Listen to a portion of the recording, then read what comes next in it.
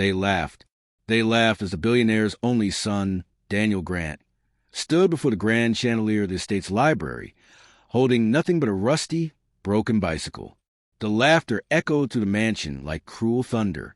While his uncles and cousins celebrated their new fortunes, mansions, hotels, companies, and yachts, Daniel's inheritance was junk, or so they thought, because inside that rusty old bike was a secret his father had hidden away for decades, a secret that would silence the laughter, humble the greedy, and forever change Daniel's life.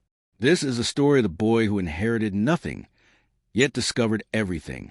Daniel Grant was 19 when his father died, but before he was the heir to billions, he was just a little boy riding down the driveway on wobbly training wheels.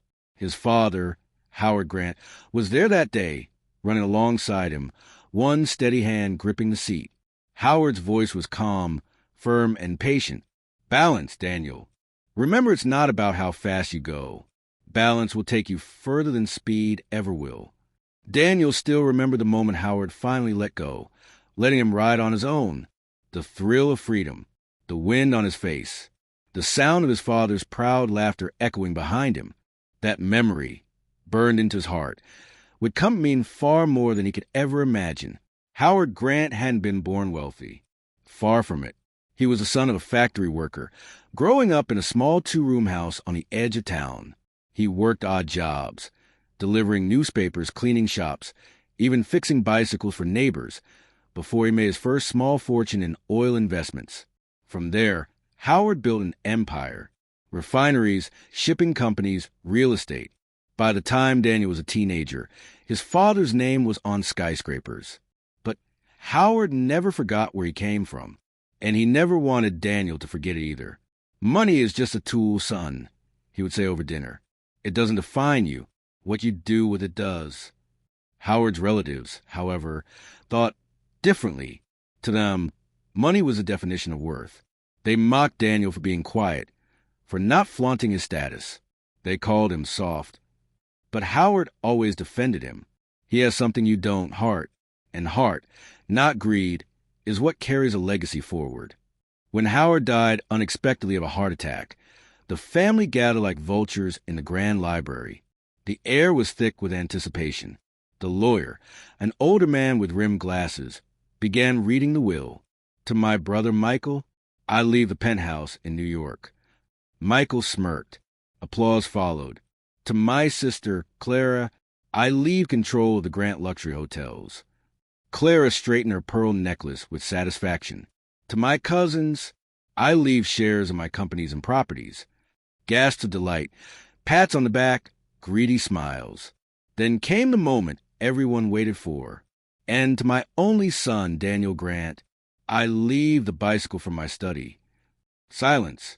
Then laughter. Loud, mocking, vicious laughter. "Did you hear that?" one cousin sneered. "Not the fortune. Not the empire. Just the rusty bike," another howled. Poor kid. Even his father knew he wasn't ready. Daniel's face turned pale. His chest tightened. That bicycle, the one leaning in the corner of his father's study, rusted and broken, that was his inheritance? The lawyer wheeled it in, its chain rattling. Dust coated its frame. The once red paint was chipped and faded. Daniel's relatives roared with laughter again. Cameras from the press, waiting outside, caught wind of the story. By evening, headlines blared. "Billionaire's son gets junk, not riches." The ridicule spread like wildfire. His classmates at college whispered behind his back, "The poor billionaire's kid." His so-called friends stopped calling, afraid of being associated with the heir who got nothing. Even in his own mansion, Daniel felt like a stranger. The rusty bicycle sat in the garage, untouched. At first, Daniel avoided looking at it.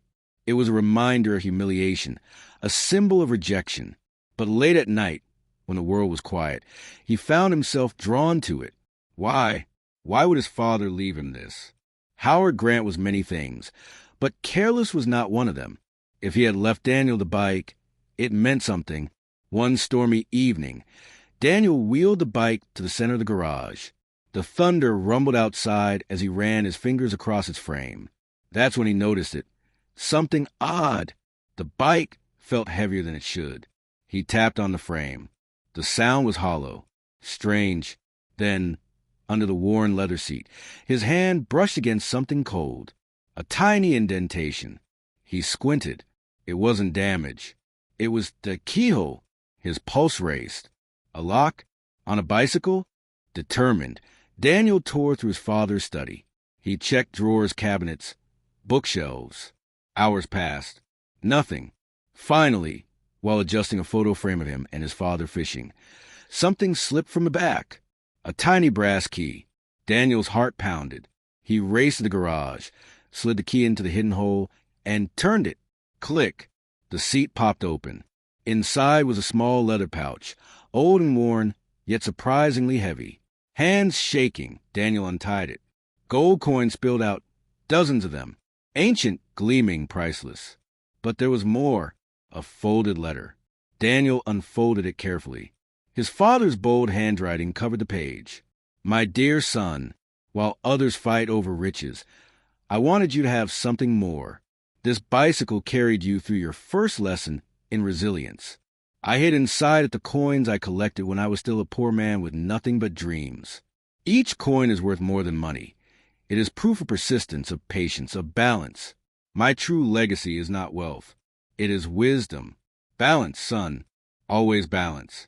Your father, Daniel's vision blurred with tears. His father hadn't abandoned him. He had trusted him with something far greater than mansions or cars. This rusty bike wasn't junk. It was a treasure chest of both wealth and meaning. When word of the discovery spread, the same relatives who had laughed at Daniel's junk inheritance went silent. They demanded answers. They accused the lawyer of hiding assets. They begged to see the bike. But the lawyer confirmed. The bike had been listed exactly as it was. Nothing more, nothing less. Daniel's junk was now worth more, both financially and symbolically, than all their inheritances combined. With the coins appraised, Daniel realized he now held a small fortune.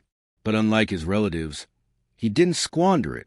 Instead, he created the Howard Grant Foundation, a charity for underprivileged children. Its first project? Distributing bicycles and scholarships to kids who couldn't afford them. Daniel wanted every child to experience the same freedom, hope, and balance his father had once taught him. Within months, his foundation's work drew headlines. Billionaire son who inherited nothing creates charity that changes lives. One bright afternoon, Daniel stood at a schoolyard as dozens of children lined up to receive their first bicycles. He handed a little girl a shiny blue one. Her face lit up with joy. Thank you, sir. I've never had a bike before. Daniel knelt down, smiled, and whispered the same words his father once told him. Balance. Remember, balance will take you further than speed. As he stood, he felt his father's presence beside him, proud and strong. The rusty bike that once drew laughter had become a symbol of love, resilience, and legacy. Daniel learned that true wealth isn't measured by what you inherit. It's measured by what you create with what you're given. His father hadn't left him junk. He had left him wisdom. And in the end, that rusty old bike carried not just coins, but the greatest lesson of all, that balance, humility, and heart are worth more than all the gold in the world. If your parents left you a rusty bike instead of fortune, would you laugh? Or would you look closer?